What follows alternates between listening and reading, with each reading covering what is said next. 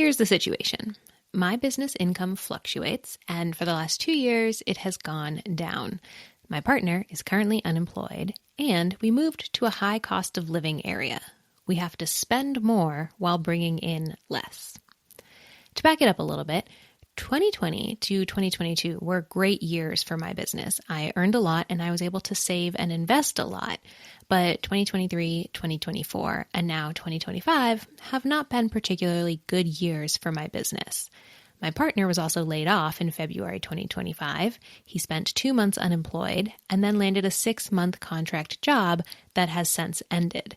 He's been applying to jobs for 3 months and has had 1 interview.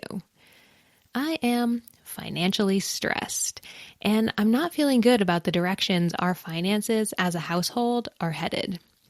As someone who has spent most of her life as a low-income person, I'm wondering if that's the direction I'm headed in again.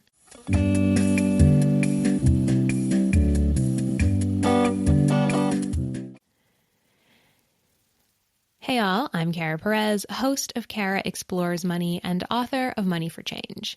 This is currently a sponsor-free show, and I would like to keep it that way, but in order for that to happen, I do need 300 more people to become patrons. It's a big number, I know, but patrons get all sorts of cool bonuses and help keep this show an ad-free space. Patron bonuses include everything from discounts on workshops that we host to access to podcast episodes early and access to our exclusive Discord space, which one person has described as poppin'. So you know you want to be there. If you're interested in becoming a patron and supporting the show, you can find that link in the show notes. You can also find it in my bio on all the social media platforms.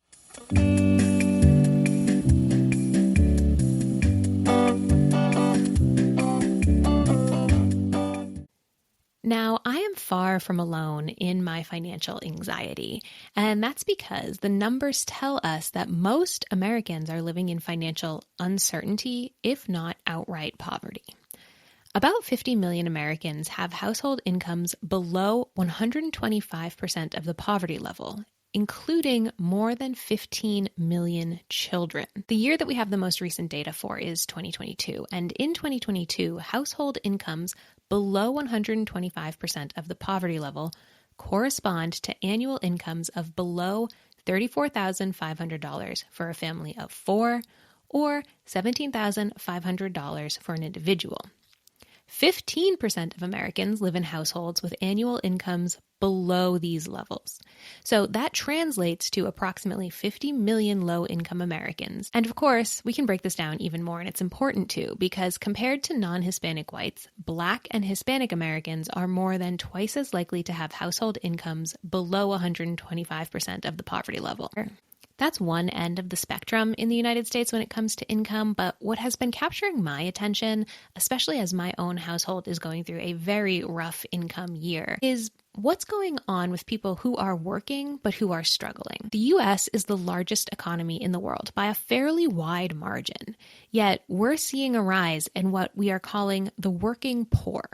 These are people who have spent at least 27 weeks working or looking for work during a year, but have incomes below the national poverty line. As of 2023, there were 6.3 million working poor in the United States, which represents 4.1% of the entire workforce. And increasingly, the working poor is struggling to stay employed, struggling to feed themselves, and struggling to house themselves. Pretty much all major cities in the United States have seen an increase in homelessness over the last 5 years. A 2021 study from the University of Chicago estimates that 53% of people living in homeless shelters and 40% of unsheltered people were employed, either full or part-time. The National Low Income Housing Coalition's Out of Reach report calculates that a household would need to earn an average salary of $46,967 or $23 per hour to afford a 2-bedroom apartment at fair market rent. This is a lot more money than the federal minimum wage of $7.25 per hour. I live in Massachusetts. Our minimum wage here is $15 an hour. Washington State has the highest minimum wage in the country at $16.66 per hour, which is actually going to increase in 2026 to $17.13 an hour. But even that falls far short of what someone would need to be able to afford a 2-bedroom home in the United States. Now, on this podcast, we believe that housing is a human right. But let's say we put on our conservative hats and we look at housing through the lens of it being something that you need to earn. The rise of the number of people in the United States who have jobs and are working and are still unhoused or are still living at the poverty level is shocking. It's abhorrent, honestly. And no matter how you look at it, these are people who are doing, quote, the right thing, and I'm definitely using air quotes around that, and they are still unable to make life work in the United States. What does that tell us? That's failed policy if ever I have seen it in my life, right? If you have a country of roughly 340 million people and 50 million of them are living in poverty, and an additional 6.3 million of them are working poor and struggling to house themselves, you've got a serious problem. So the question is, why is this segment, the working poor, why is this growing so fast? It's a combination of all of the old classics: the housing crisis, corporate greed, and low wages. And while we here in America have noticed this, the rest of the world has also noticed that the United States has a serious wealth inequality problem. On October 20th, 2023, the Special Rapporteur, the UN's top independent expert on poverty, released a report to the UN General Assembly on in-work poverty, which paints a staggering portrait of the working and living situation of low-wage workers in the United States. Now, I'm going to quote to you a paper from the Columbia Law School Human Rights Clinic. On October 20th, 2023, the Special Rapporteur, the UN's top independent expert on poverty, released a report to the UN General Assembly on in-work poverty, which paints a staggering portrait of the working and living situation of low-wage workers in the United States. 10 days later, he published letters sent to some of the largest U.S. employers, Amazon, DoorDash, and Walmart among them, raising allegations that they contribute directly to the problem of in-work poverty. A separate letter was sent to the U.S. Department of Labor raising allegations that the government has failed to adequately protect workers and that U.S. laws and policies directly contribute to this disaster. The letters, sent through diplomatic channels, addresses report that these companies utilize illegal tactics to stymie unionization efforts, exploit public assistance programs to supplement insufficient wages, and do not pay all employees a living wage. Pretty damning stuff in what is, again, the wealthiest nation on the planet. The report is available to download as a PDF, and you can go read it, and it is really shocking. It's additionally very heartbreaking because in the wealthiest country on the planet, this should not be a problem. Everybody should be able to have a house and some food. That should not be a problem for America to do, given how much money we have floating around through our economy. But as I'm sure many of us know, that money is not only not distributed equally, it's not earned equally. And increasingly, the United States is becoming a country where low or middle income Americans really don't matter, economically speaking. The top 10% of earners in the United States account for nearly 50% of spending in the United States, according to Moody's Analytics. That means that the super wealthy are the ones doing the most spending in the United States.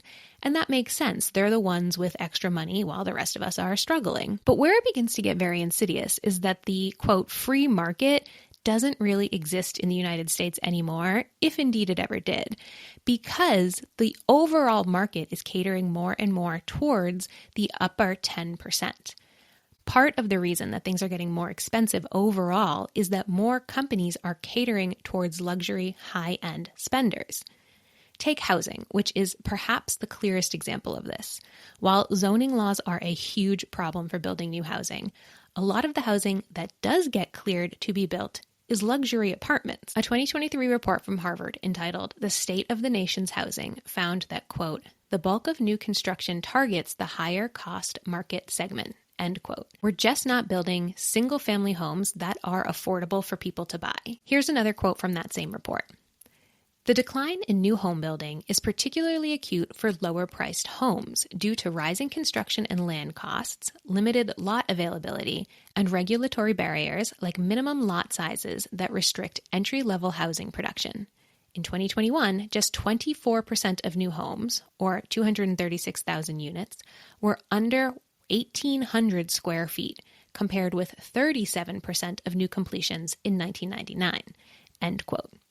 I am sitting here recording this podcast in my 690 square foot home. They literally don't build them like this anymore. My house is from 1910, I want to say, perhaps 1912, and you literally cannot build this size footprint in most of America anymore.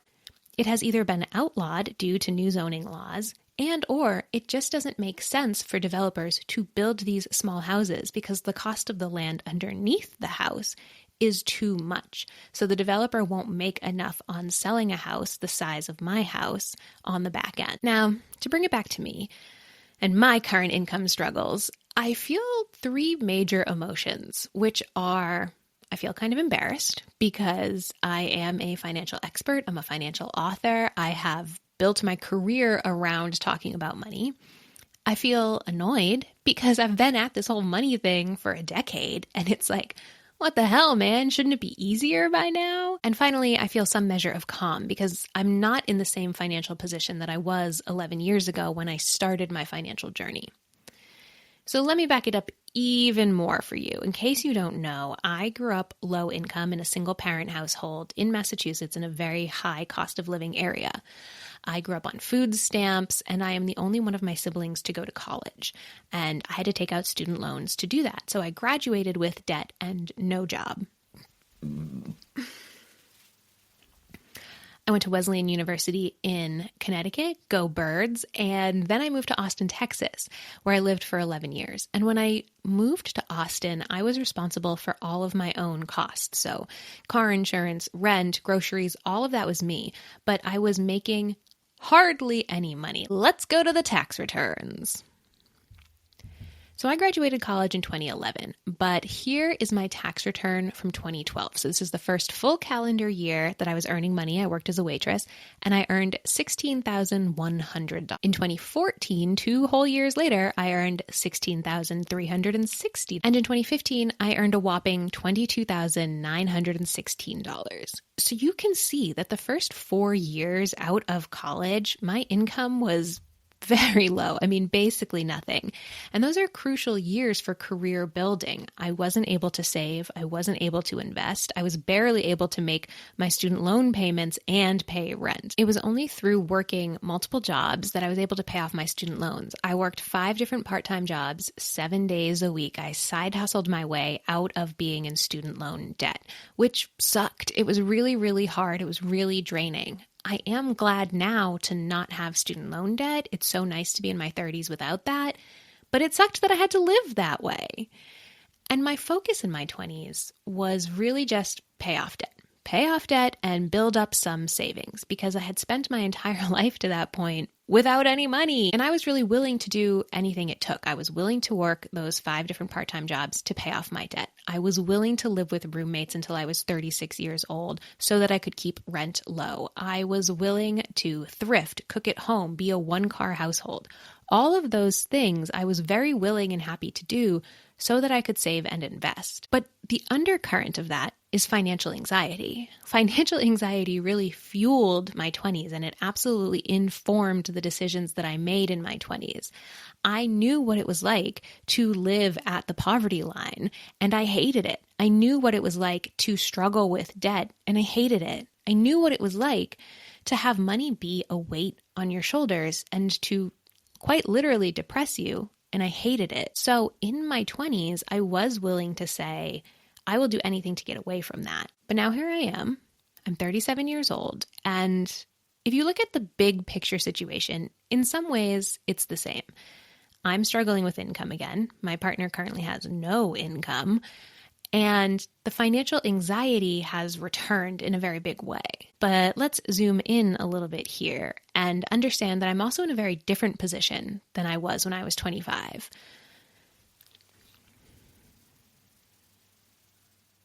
Back then, I had $0 saved and I was in tens of thousands of student loan debt. Today, I have no debt outside of my mortgage and some medical debt, but I don't really count that. I do have a 6-month emergency fund. I do have retirement investments, and I do have a business that earns money. But I am struggling with income, and I do have certain financial responsibilities now that I did not have before, and that is mainly my house. Definitely right now, my biggest source of financial stress is my mortgage. It's really hard to buy a house and then 8 months later begin to struggle with income, which is what happened to us. Especially when you've moved from an affordable area to a much more expensive area. North Carolina to Massachusetts increased our monthly living costs significantly.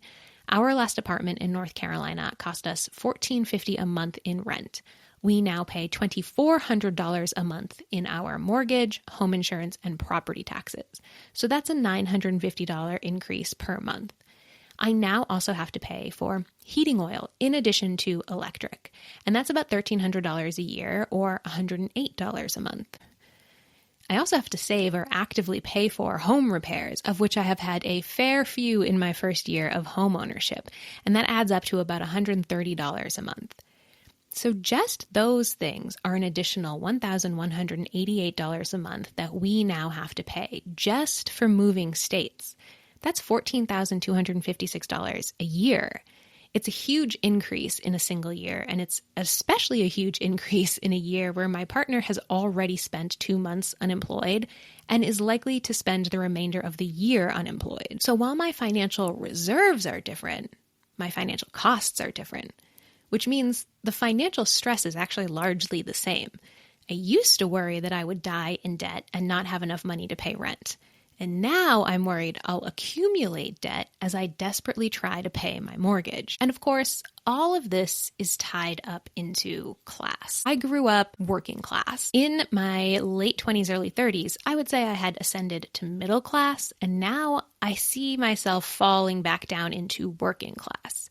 I'm not particularly scared that I will become a member of the working poor due to the financial assets that I have, but I am really concerned that I'm going to spend the rest of my career kind of just treading water financially. Maybe that's just sort of the darkness of this particular moment, clouding my vision for the future. And maybe that speaks to the scarcity mindset that I've never completely gotten over given my financial history, but it's there. It's a worry that I have. It's an anxiety that I have. And when I look at this through my class lens, I also feel bad. There's nothing wrong with being working class. There's nothing wrong with being middle class. I'm just afraid that I won't have enough money to live my life. All of this has been thrown into very sharp relief in 2025, given that we can see on display the huge wealth disparity in our country. When you have billionaires roaming around the White House who get to set policy even though they're not elected officials, and when you know that the highest earning people in the country are not paying their fair share of taxes, it feels even more insulting that you're at the grocery store with a calculator making sure that you don't go into credit card debt just to feed your family. Nonetheless, this is where I'm at right now. I would love to hear from you if you have also had an absolute roller coaster of a year when it comes to employment or income. I know that we're not the only ones in this boat, and I know that in many ways we are very financially blessed. I want to be really clear about that. But I also know that the financial anxiety of my 20s is it's the worst kind of visit from someone you used to know. I really thought that this would be something that I wouldn't have to deal with again. But here we are. Feel free to shoot me an email at karaexploresmoney@gmail.com, and thank you for listening.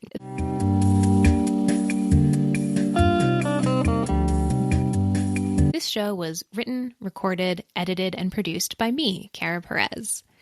The music that you hear throughout the show is entitled The Sluts with Nuts by Mike and Ron Jam.